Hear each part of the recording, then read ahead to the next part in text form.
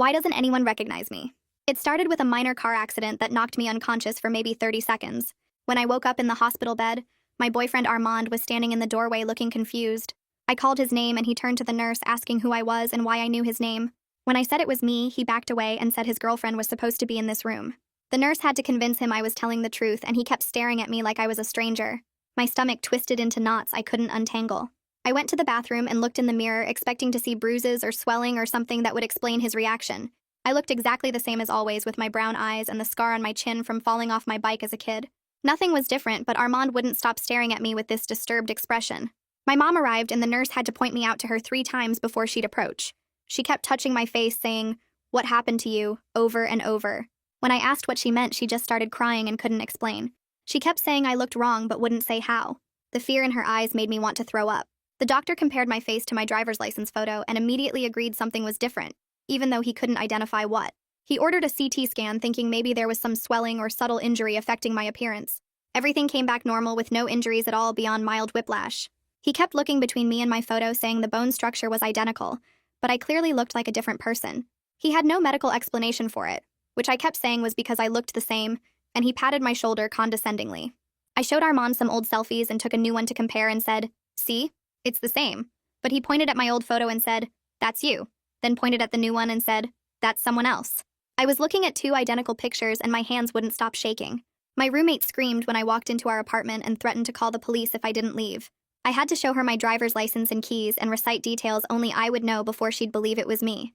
She kept saying my face was completely different but couldn't describe how. She just said everything is wrong and started sleeping at her boyfriend's place. I felt so alone I couldn't breathe. At work, security wouldn't let me in because my badge photo didn't match my face.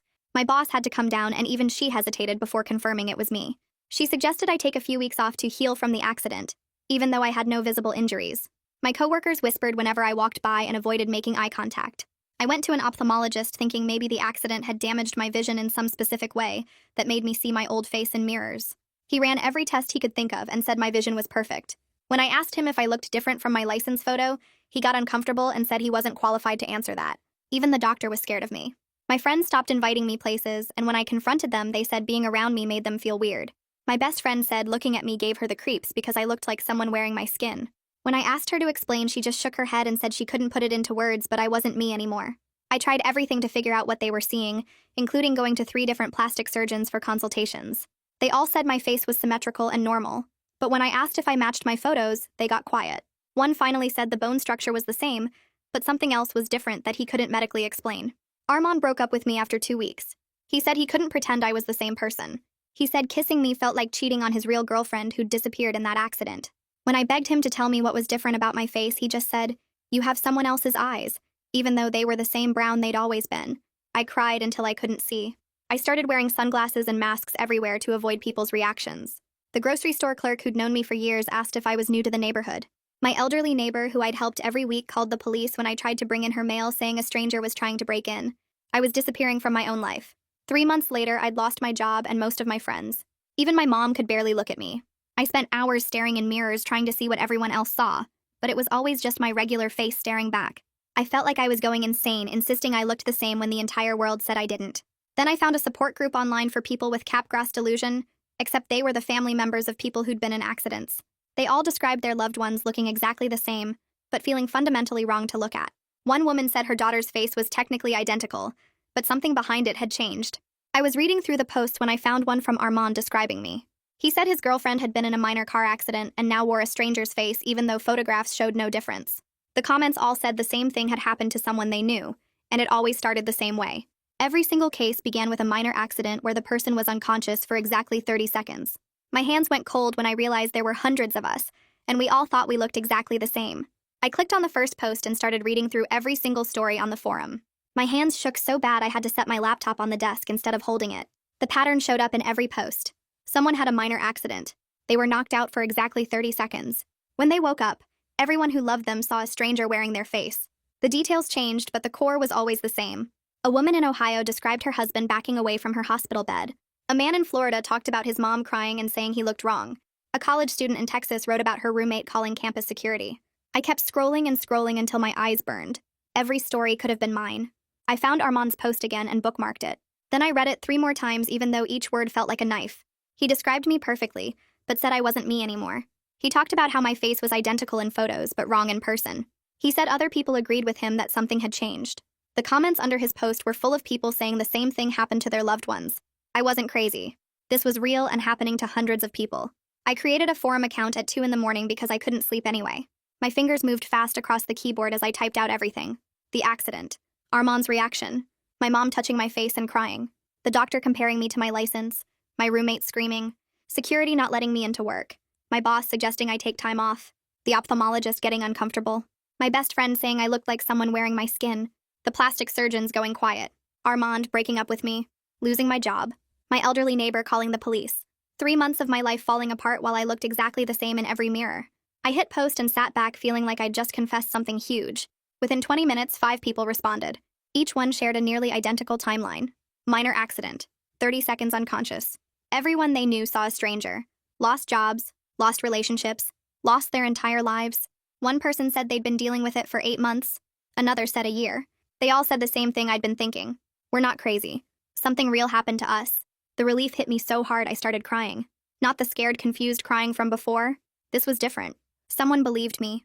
Multiple someones. I wasn't alone anymore. I cried harder than I had in weeks, and it felt good instead of terrible. A direct message popped up on my screen. Casey Ricci introduced herself as the forum moderator. She asked if I'd be willing to share specific details for her tracking spreadsheet. She explained she'd been documenting cases for 8 months after it happened to her younger sister. She had data on over 300 people. She wanted to know exact accident circumstances, unconsciousness duration, relationship changes, medical tests, everything. I typed back yes immediately. Someone was taking this seriously enough to track it like real data. Someone was organizing information instead of just sharing stories. I felt grateful in a way I hadn't felt since before the accident. Casey sent me a link to a detailed questionnaire. I spent the entire next day filling it out.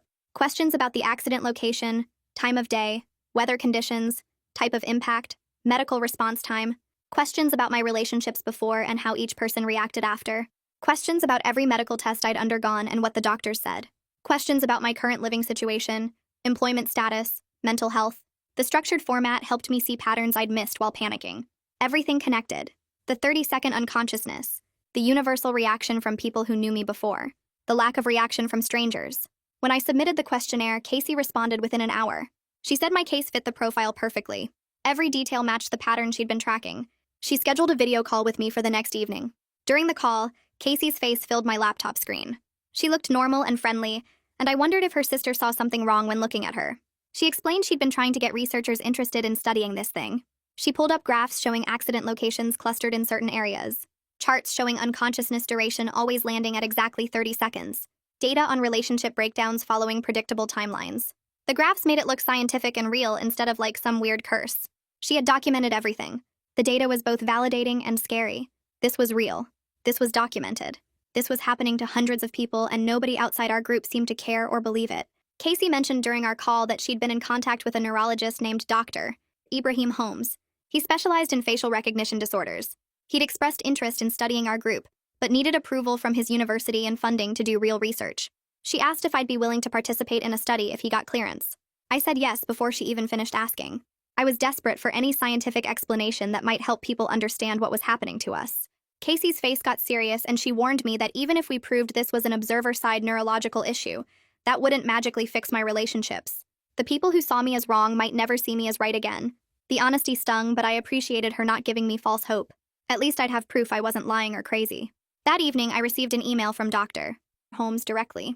He introduced himself and said Casey had given him my contact information. He asked if we could schedule a preliminary consultation. His tone felt professional, but genuinely curious instead of skeptical like the other doctors had been. He wanted to understand what was happening instead of dismissing it. I responded within minutes, offering my availability for the entire next week. The consultation happened over video call 2 days later. Dr. Holmes appeared on screen wearing glasses and sitting in what looked like a university office. He asked detailed questions about the exact timeline of events. He wanted to know specific words people used to describe what seemed wrong about my face. He asked whether strangers reacted differently than people who knew me before the accident. I answered everything as carefully as I could. I tried not to sound desperate for him to have answers, even though I was. Dr. Holmes explained his working hypothesis after I finished answering his questions. He thought the accident somehow disrupted the affective recognition circuits in people who knew me. Their brains could still recognize my face visually and match it to memories, but the emotional response that should come with seeing someone familiar was mismatched or missing. So their conscious mind said this is her, while their emotional brain screamed that something was wrong. He emphasized this was just preliminary and would need extensive testing to confirm. But the idea that the problem was in their brains and not in my actual face made me feel less like a monster for the first time in 3 months. Dr. Holmes leaned forward on the screen and started explaining how the study would work. He said they would attach small sensors to the faces of people who knew me before the accident to measure tiny muscle movements when they looked at photos of me. Eye-tracking cameras would record exactly where their gaze focused and how long they looked at different parts of my face. Then they would compare those readings to how strangers responded to the same photos. If his theory was right, people who knew me before would show normal visual processing, but weird emotional responses in the facial muscles and pupil dilation. The technical words confused me, but the basic idea made sense. Proved that their brains were reacting strangely, not that my face actually changed. I told him I would do any testing he needed and bring in whoever he wanted to study. He nodded and explained the next steps. Before starting any official research, he needed to write a proposal for his university's ethics board, called an IRB. They reviewed all studies involving human subjects to make sure nobody got hurt or exploited. The proposal had to explain the study design, potential risks, how he would protect participant privacy, and what scientific value the research offered. Then the board would meet to discuss it and either approve, request changes, or deny it. He also needed to apply for grant funding since the equipment and lab time cost money. The whole process could take weeks or even months. My stomach felt heavy hearing the timeline. I had been hoping for fast answers, some way to fix this quickly. But he assured me that even this preliminary consultation gave him enough material to start writing the proposal. He would move as fast as the system allowed. After we ended the video call, I immediately messaged Casey with everything Dr. Holmes had said. I typed out his hypothesis about effective recognition circuits and the study design with EMG sensors and eye tracking. Casey responded within minutes saying this was exciting progress. But then she added a warning. Research moved slowly through institutional channels. Even if Dr. Holmes got approval and funding, collecting data and publishing results would take months or years. That timeline would not solve my immediate problems with housing, employment, and daily survival. She suggested I also pursue legal options for the job loss, and maybe look into disability claims while waiting for the scientific side to develop. Her practical advice cut through my hope, but she was right. Scientific validation would not pay my rent next month. I opened a new browser tab and searched for employment lawyers in my area. Most websites showed generic corporate headshots and vague promises about fighting for workers' rights. Then I found Florence Weaver's site, which specifically mentioned discrimination cases involving medical conditions. Her bio said she had won settlements for people fired due to disabilities, chronic illnesses, and conditions that made employers uncomfortable. I clicked the contact form and started typing. I explained the car accident, the 30 seconds of unconsciousness, how everyone who knew me before perceived my face as different, even though photos showed no change. I described the security incident at work, my boss suggesting I take leave, the whispers from coworkers, and finally my termination. I attached my termination letter, the security report, emails from my boss, and before and after photos of my face. Then I hit send before I could second guess whether this was worth trying. Florence responded the next morning asking if I could do a phone consultation that afternoon. During the call, she let me talk for 20 minutes straight without interrupting once. I went through the entire timeline from the accident to losing my job. When I finished, she asked specific questions. What exact reason did my employer give for termination? Did they document anything about my appearance in writing? Did anyone use words like threatening, disturbing, or concerning in reference to how I looked? Were there performance reviews before the accident I could share? Her questions felt different from Dr.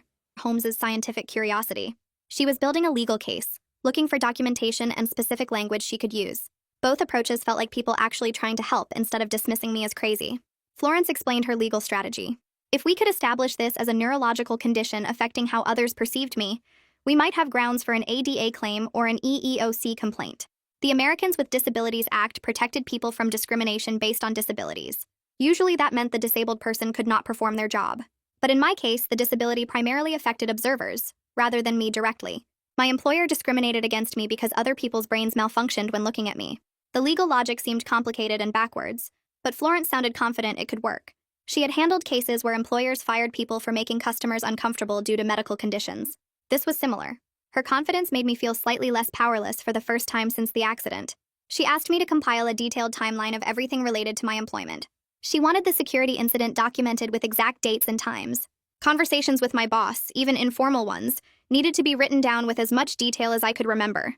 My termination meeting required a minute-by-minute account of what was said. She needed emails, text messages, any documentation I had saved. I spent the entire evening organizing 3 months of my life into a document. I found the email where my boss suggested I take time off. I screenshotted text messages from coworkers asking if I was okay.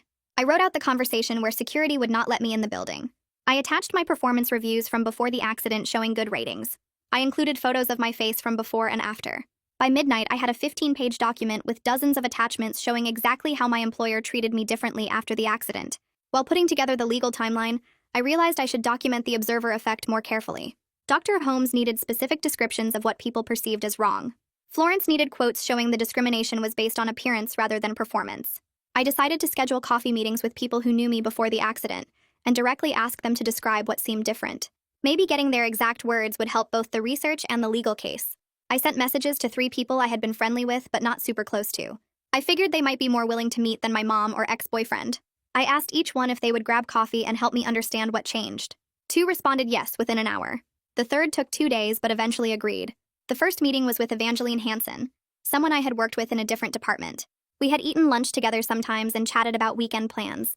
I picked a busy coffee shop hoping the crowd would make it less awkward. She walked in and scanned the room. When her eyes landed on me, her smile faltered. She recovered quickly and came over, but I saw that initial reaction. We ordered drinks and sat down. I thanked her for meeting me and explained I was trying to understand what people perceived as different. She shifted in her seat, looking uncomfortable. I asked her directly to describe what seemed wrong about my appearance now compared to before the accident. She struggled for words, starting and stopping several times. Finally, she said my expressions did not match what she remembered. When I smiled, it looked like the right smile, but something about it felt off. Like the timing was wrong or the muscles moved in a slightly different order. She could not explain it better than that. After we finished coffee, I went to my car and immediately typed her exact phrases into my phone. The second meeting was with Liam Burke, a guy from my gym who I used to chat with between sets. He had always been friendly, asking about my weekend or commenting on my progress with weights. I suggested meeting at a juice bar near the gym. He showed up in workout clothes like he planned to hit the gym after. When I waved, he walked over but kept more physical distance than he used to. We used to stand close enough to spot each other on exercises. Now he sat across the table with his chair pulled back. I asked him the same question about what seemed different. He thought for a minute, then said, "My face looked flat somehow, like a photograph instead of a real person. 3-dimensional but missing some quality that made it feel alive." He apologized for not being able to explain it better. The description was new and honestly disturbing. Nobody had used the word flat before. After he left, I added his exact words to my documentation file. The third meeting was with Nora Townsend, my former best friend who I had not seen since she said I looked like someone wearing my skin. She agreed to meet only in a public place and brought her boyfriend for support. I picked a busy coffee shop near the university where we used to study together. When I arrived early and grabbed a table in the corner, I saw them walk in together. Her boyfriend stayed close to her side as they approached. Nora sat down across from me but would not look directly at me. Her boyfriend sat next to her with his arm around her shoulders. I thanked them for coming and said I was trying to understand what people perceived as different. Nora's hands were shaking as she held her coffee cup. I asked her to be specific about the wrongness she saw when she looked at me. She started crying immediately. Her boyfriend squeezed her shoulder and asked if she wanted to leave, but she shook her head. She wiped her eyes and said my eyes did not connect with her anymore, like I was looking through her instead of at her. She said when we used to talk, she could see me seeing her, but now it felt like I was staring at empty space. The description made my stomach hurt, but I wrote down her exact words. After they left, I sat in the coffee shop for another hour, adding everything to my documentation file. I compiled all 3 descriptions along with earlier quotes from Armand, my mom, and others into a single document. The specific language was different in each case, but clear patterns showed up. Disconnect, flatness, wrongness in expressions or eye contact rather than actual features. Nobody described a different nose or changed bone structure. They all focused on movement, connection, the feeling of looking at me. I organized the quotes by category and highlighted the repeated themes. Then I sent the compilation to both Florence and Holmes, hoping it would help their different approaches to my situation. Holmes responded within an hour. His email said the consistent focus on effective and dynamic features, rather than static facial structure, strongly supported his hypothesis about disrupted emotional recognition circuits. He asked permission to quote some descriptions anonymously in his IRB proposal. I wrote back immediately saying yes and offering to provide more documentation if needed. I was glad my suffering might actually contribute to understanding this thing that was happening to hundreds of people. Florence used the quotes differently in her response the next day. She highlighted how none of them described actual physical changes that would justify employment termination. My former coworkers said I looked flat or disconnected, not that I had a different face. She drafted an EEOC intake form arguing I was discriminated against due to others' neurological responses to a medical condition I had. The legal framing felt strange but potentially powerful. She was redefining the problem as their perception issue, not my appearance issue, which was exactly what Holmes was trying to prove scientifically. Casey messaged me that evening about an upcoming video call with several support group members who had been dealing with this for over a year. She thought hearing their coping strategies might help me manage the practical realities while waiting for research and legal processes to move forward. I agreed to join, curious about how others had survived this for so long. The group video call happened 2 days later and included 5 people from different states. Everyone had similar stories, starting with minor accidents and 30 seconds of unconsciousness. A woman named Aurora Hale had rebuilt her entire life in a new city where nobody knew her before the accident. She worked remotely and had made all new friends using only post-accident photos. A man named Galen Curtis still lived near his family, but only communicated through text messages and phone calls now. He had not seen his parents face-to-face in 8 months. Their strategies ranged from complete geographical escape to careful boundary management with people who used to know them. During the call, Duncan Moore shared that he tried exposure therapy with his wife. Gradual, structured interactions designed to help her brain recalibrate to his post-accident appearance. They worked with a therapist for 6 months doing exercises where she looked at him for increasing amounts of time. After all that work, she could tolerate being in the same room, but still could not look directly at him. The story was heartbreaking, but honest about the limits of what might be possible. Duncan said he was considering moving to a different state to start over, because watching his wife struggle to look at him was destroying both of them. Aurora talked about the unexpected freedom of starting over where nobody had pre-accident expectations of her. She had made new friends who only knew her current face. She started dating someone who never knew the old her. She built a career using recent photos for all professional purposes. Her success was inspiring, but also made clear how much I would have to give up to achieve similar stability. She said leaving behind her family and old friends were the hardest thing she ever did, but she finally felt like a real person again, instead of a ghost haunting her own life. After the call ended, I sat with the 2 options they had presented. Run away and start fresh, or stay and fight to maintain some connection to my old life. Neither option felt good. Running meant admitting defeat and abandoning my mom, my apartment, everything familiar. Staying meant ongoing rejection and having to prove my identity constantly. I did not decide yet, just sat with the impossible choice while my laptop screen went dark. The next morning, I tried to go to my bank to access my safety deposit box where I kept some old jewelry and important documents. The teller looked at my ID and then at me and said the photo did not match my face. I insisted it was me and provided my account number, social security number, and answers to 3 security questions. She called her manager over. The manager took my ID and examined it under a special light, comparing it to me multiple times. Requested Reds is on Spotify now. Check out link in the description or comments. She said they needed to verify my identity through additional means before granting access to the safety deposit box. I asked what additional means, and she said I would need to provide supplementary documentation, like a birth certificate or passport. I felt my face getting hot with anger and embarrassment as other customers in line stared at me. The manager handed back my ID and suggested I return another day with more documentation. I left the bank without accessing my own safety deposit box, adding another situation to the growing list of places where I could not prove I was myself. I went home and spent 3 hours digging through my filing cabinet for every piece of documentation I owned. Birth certificate from the bottom drawer, old photos from the shoebox in my closet, utility bills from the past year, credit card statements going back 6 months. I spread everything across my kitchen table and photographed each document with my phone before putting them in a folder. The next morning, I returned to the bank with the folder tucked under my arm and my jaw clenched so tight my teeth hurt. The same teller called the same manager, and they both examined my documents one by one under that special light. The manager made copies of everything while I stood there watching other customers glance at me and then look away quickly. After 2 hours of this, they finally walked me to the safety deposit box room and unlocked my box, but the manager said they were flagging my account for additional verification requirements on all future visits. I wanted to scream at both of them, but instead I just took my grandmother's ring and the deed to my car from the box and left without saying anything. When I got home, there was an email waiting from someone named Jeremy Kane. He said he was a journalist covering human interest stories for a regional news outlet, and he had heard about my situation through community sources. He wanted to interview me about the phenomenon of post-accident recognition changes. My first reaction was to delete it and block his address, but then I stopped with my finger hovering over the delete button. Maybe media coverage would make people take this seriously. Maybe if enough people read about it, someone in power would actually do something to help us instead of treating us like we were crazy or lying. I saved the email and sat staring at it for 10 minutes trying to decide what to do. I forwarded Jeremy's email to Casey and Florence asking what they thought about doing an interview. Casey responded within an hour warning me that media coverage could go really badly. She said journalists often went for sensational angles that made us look like freaks. She said comment sections were brutal and people would say terrible things. She said I would lose what little privacy I had left.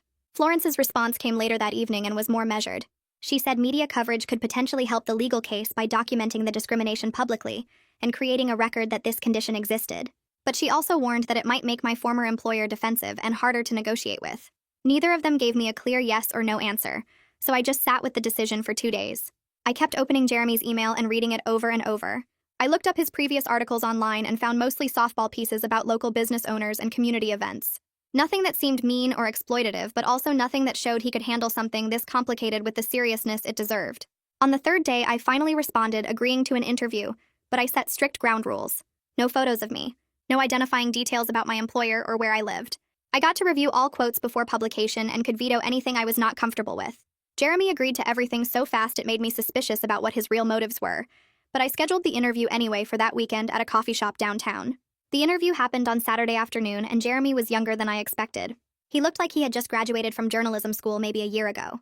He had a notebook and a digital recorder, and he asked if it was okay to record our conversation.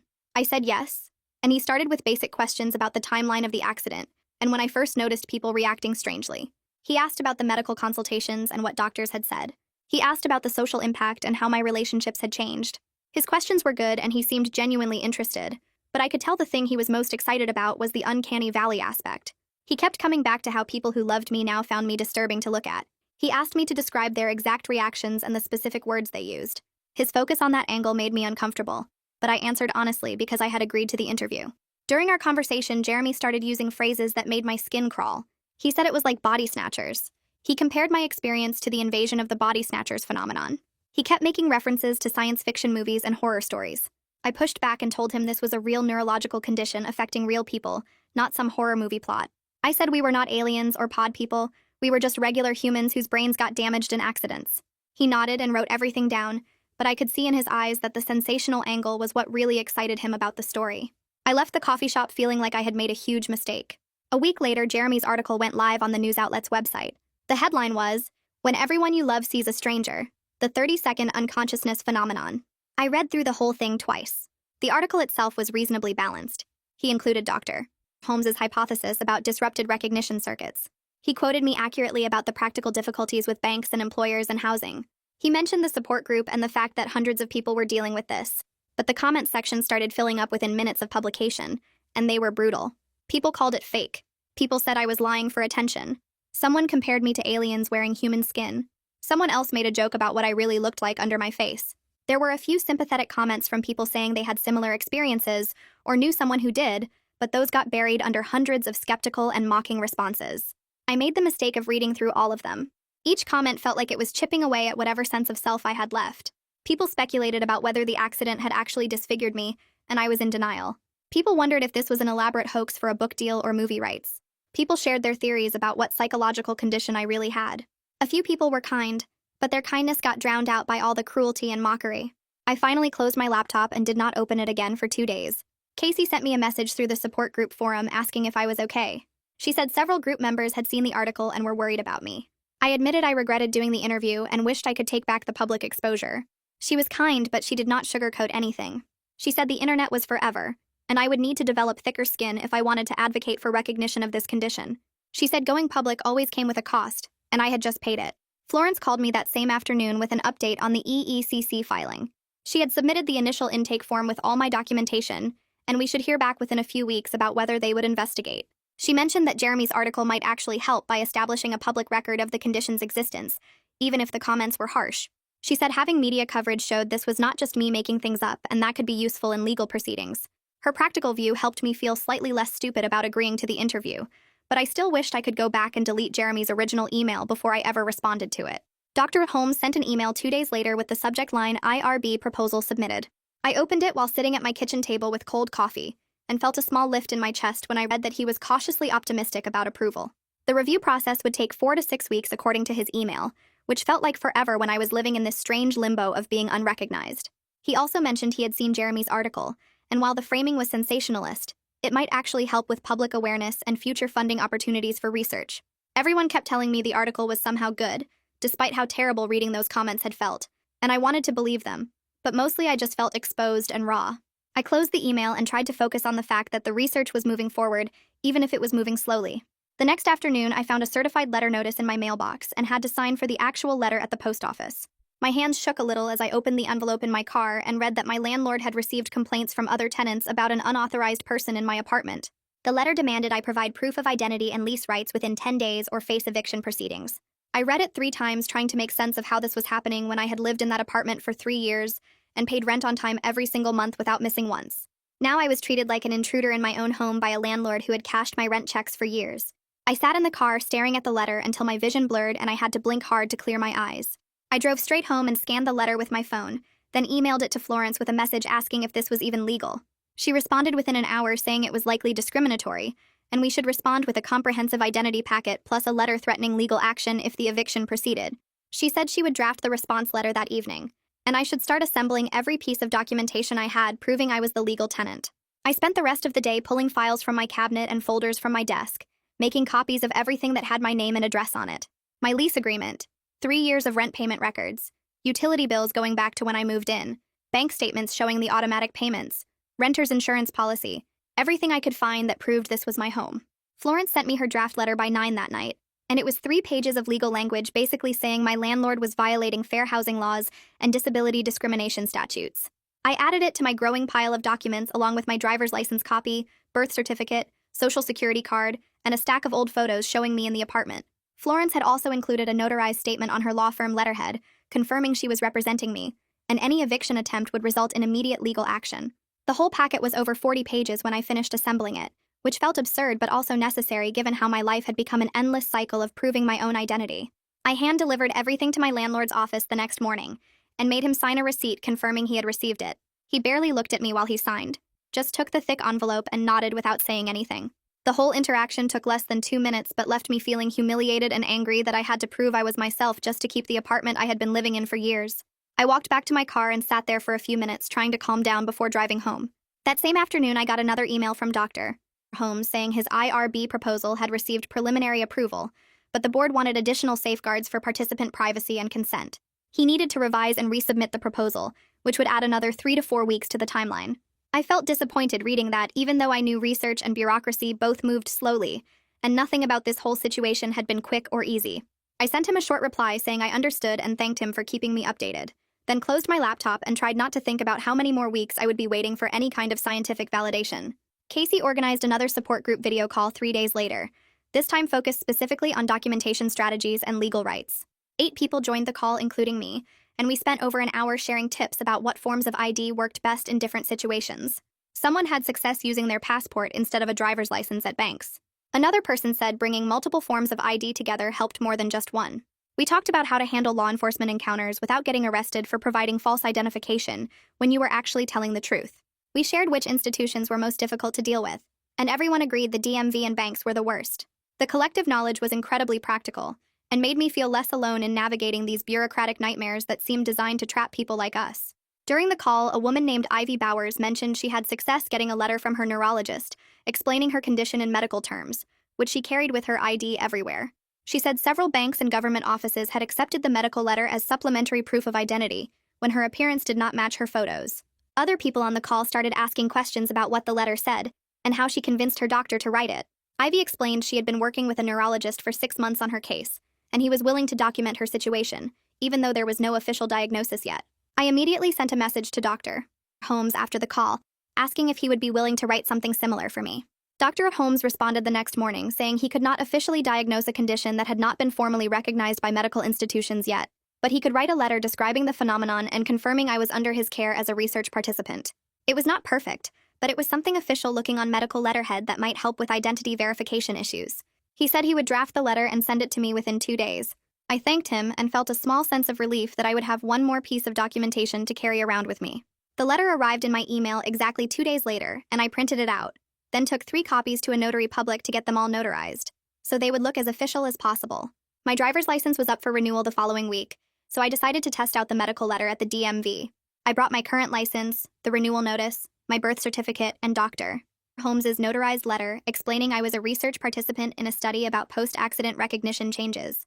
The clerk took my current license and looked at the photo, then looked at me, then back at the photo. She read through Dr. Holmes's letter twice very slowly, moving her lips while she read. Then she called over a supervisor who did the same examination routine with my documents. They talked quietly to each other for about 15 minutes, while I stood there feeling my face get hot with embarrassment. Finally, the supervisor said they would process my renewal, but it needed to be flagged for secondary facial verification review. I left with a temporary paper license and instructions to return in 30 days to pick up my permanent card if the review cleared. My mom texted me for the first time in 2 weeks that evening asking if we could talk on the phone. I called her right away and she answered on the second ring. She started crying almost immediately and apologized for not being able to handle this situation better. She said she knew intellectually I was her daughter and she loved me, but every time she looked at me, her brain screamed that something was wrong. She described it like her eyes were showing her one thing, but her emotions were telling her something completely different. The honesty was painful, but it also helped me understand she was not choosing to reject me on purpose. Her neurological response was involuntary, something happening in her brain that she could not control no matter how much she wanted to. I asked if she would be willing to participate in Ibrahim's study once it got approved, thinking that having her brain responses measured might help both of us understand what was happening. She was quiet for a long time, and I could hear her breathing on the other end of the line. She said she would think about it, that the idea of being studied made her uncomfortable, but she wanted to find a way back to me even if her brain was fighting against it. We agreed to try a phone-only relationship for now, talking a few times a week without the stress of her having to look at me. After we hung up, I sat on my couch feeling both relieved and sad that my relationship with my mom had been reduced to disembodied voices. The next morning, Florence sent an email with the subject line EEOC update, and I opened it so fast I almost dropped my phone. She wrote that the EECC had agreed to investigate my employment discrimination claim, and they were sending a questionnaire to my former employer and would interview relevant parties. The process would take months, but it was moving forward. She added a paragraph cautioning me not to expect a massive settlement or dramatic vindication, explaining that most cases like this ended in modest compensation and neutral references. I read the email 3 times, feeling a small spark of hope that someone official was taking my situation seriously. That afternoon, I started applying for remote work positions using my recent photos and planning to do video interviews, figuring that if I could get hired by people who never knew me before, I would not face the recognition issue. I updated my resume, created profiles on 3 different job sites, and spent the rest of the week submitting applications for data analysis and research positions. Within a week, I had landed 3 interviews for contract positions. The first interview was with a marketing analytics firm, and the hiring manager asked normal questions about my experience and skills without any weird reactions to my face. The second interview was similar, and by the third one, I realized Aurora was right about strangers not perceiving anything wrong with me. The interviewers all treated me like a regular job candidate, making eye contact and smiling and asking follow-up questions about my background. I accepted a remote contract position doing data analysis for a marketing firm after they offered it to me 2 days after my final interview. The pay was decent enough to cover my rent and bills, and the work was entirely virtual with no office requirements. My new boss, Cole Herrera, was friendly and professional during our video onboarding session, walking me through the company systems and introducing me to the team members one by one. He showed no signs of finding me disturbing or wrong, just treated me like any other new employee. During our first team meeting, when everyone was introducing themselves and welcoming me, I felt tears starting in my eyes because being treated normally in a professional setting was such a relief. I had to turn off my camera for a minute to pull myself together before rejoining the meeting. With my income stabilized, I started thinking seriously about whether to stay in the city or relocate like Aurora had done. I pulled out a notebook and made a pros and cons list, writing staying at the top of one column and moving at the top of the other. Staying meant potential reconciliation with my mom if the study helped her brain adjust, and it meant maintaining my legal cases with Florence and the EEOC investigation. But it also meant ongoing encounters with people who knew me before, like running into former co-workers at the grocery store or seeing my old neighbors who thought I was a stranger. Moving meant a clean start where no one had pre-accident memories of me, but it also meant abandoning any hope of recovering my old relationships and leaving behind the only city I had ever lived in. I stared at the list for an hour without making a decision, then closed the notebook and went back to work. 3 weeks later, Ibrahim sent me an email with the subject line, IRB approval, and I opened it immediately. His revised proposal had been approved by the University Ethics Board, and he wanted to schedule the first round of testing as soon as possible. The study would involve bringing in people who knew me before the accident and measuring their brain responses to my face compared to control subjects who had never met me. He needed me to recruit participants, which meant asking my mom, former coworkers, and maybe even Armand to undergo testing. The thought of asking Armand made me feel sick to my stomach, imagining him saying no or using it as another opportunity to tell me I was not really me. I decided to start with my mom, calling her that evening and explaining that the study might help researchers understand and eventually treat the condition. She listened quietly while I described the testing process and what Ibrahim hoped to learn from it. After a long pause, she agreed to participate, saying she would do anything that might help her see me as her daughter again. Ibrahim sent her the consent forms and scheduled her for the following week. I thought about reaching out to Armand, but could not bring myself to do it yet, the emotional risk of his refusal feeling too high to handle. The first testing session with my mom happened at Ibrahim's university lab on a Tuesday morning. I drove her there and walked her to the neuroscience building, but Ibrahim told me I was not allowed in the room during her testing. I sat in the waiting area for 2 hours while they ran facial EMG, eye tracking, and fMRI scans, flipping through old magazines without reading them and checking my phone every few minutes. When my mom finally emerged, she looked exhausted and drained, her face pale and her movements slow. She said the process was painless, just strange to stare at photos of me while machines measured her reactions. We went to get coffee afterward, and she held my hand across the table, even though she could barely look at my face. Ibrahim called me the next day to brief me on the preliminary data, and I put him on speaker while I took notes. He explained that my mom's amygdala and fusiform face area activated normally when viewing my face, which meant her brain was recognizing me correctly at the basic level. But her anterior cingulate cortex showed unusual activity patterns that suggested emotional conflict. In simpler terms, her brain recognized my face correctly, but flagged it as emotionally wrong. The data validated what she had been describing all along, that her brain was betraying her feelings about me through some kind of neurological glitch. Over the next 3 weeks, Ibrahim tested 4 more people who knew me before the accident. 2 former coworkers agreed to participate after I sent them careful emails explaining the research, and my old roommate said yes after some hesitation. Evangeline came in for testing too, and each time I sat in that same waiting area, while machines measured how their brains responded to my face. All 4 showed similar patterns of normal facial recognition in the basic processing areas, but disrupted effective processing in the emotional recognition circuits. The consistency across participants strengthened Ibrahim's theory that the accident had triggered something in observers' emotional recognition systems, rather than changing anything about my actual face. Ibrahim scheduled a consultation 2 days later to walk me through what the testing data actually meant. I sat in his office while he pulled up brain scans and graphs on his computer screen, pointing to colored areas that showed different levels of activity. He started by saying this was all preliminary and would need peer review and replication before any formal conclusions, but the patterns across all 5 participants were consistent enough to suggest something real was happening. The data showed that when people who knew me before the accident looked at my face, their basic facial recognition areas lit up normally. The fusiform face area and the parts of their brains responsible for identifying faces worked exactly as they should. But the anterior cingulate cortex, which handles emotional recognition and the feeling of familiarity you get when you see someone you know, showed unusual activity patterns. Ibrahim explained it like this. Their brains recognized my face correctly at the visual processing level, but something in the emotional recognition circuit was flagging it as wrong or unfamiliar. He called it a form of acquired prosopagnosia for emotional recognition, meaning they could identify my face cognitively, but couldn't access the warm familiarity that normally comes with seeing someone they love. The scientific language made it feel less like I was a monster, and more like a medical phenomenon that could be studied and potentially understood. I asked Ibrahim if there was any treatment or intervention that might help people recalibrate their responses to me.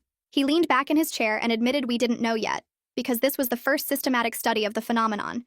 Exposure therapy might help some people gradually retrain their emotional recognition circuits, but he couldn't make any promises about effectiveness or timeline. Some people might never recover the emotional recognition no matter how much exposure they got. The uncertainty was hard to hear, but at least now there was scientific documentation proving this was real, and not just in my head. I left his office with copies of the preliminary findings and a strange mix of validation and disappointment. 3 days later, Florence called with an update on the EECC investigation. My former employer had responded to the inquiry, and their official position was that they terminated me due to performance issues and cultural fit concerns completely unrelated to my appearance. Florence said this was standard defensive strategy when employers face discrimination claims, and we had evidence that contradicted their narrative. My performance reviews had been consistently positive right up until the accident, and multiple witnesses could confirm the security incident was the triggering event for my termination. The investigation would continue with witness interviews and document review over the next few months. Florence estimated another 2 to 3 months before we'd get any resolution, and even then, it might just be a settlement offer, rather than a formal finding. I thanked her and tried not to feel discouraged about how slowly everything moved. Jeremy Kane emailed me the following week asking for a follow-up interview about Ibrahim's research findings. My first reaction was to delete the message after the comment section disaster from his first article, but I hesitated and forwarded it to Ibrahim instead.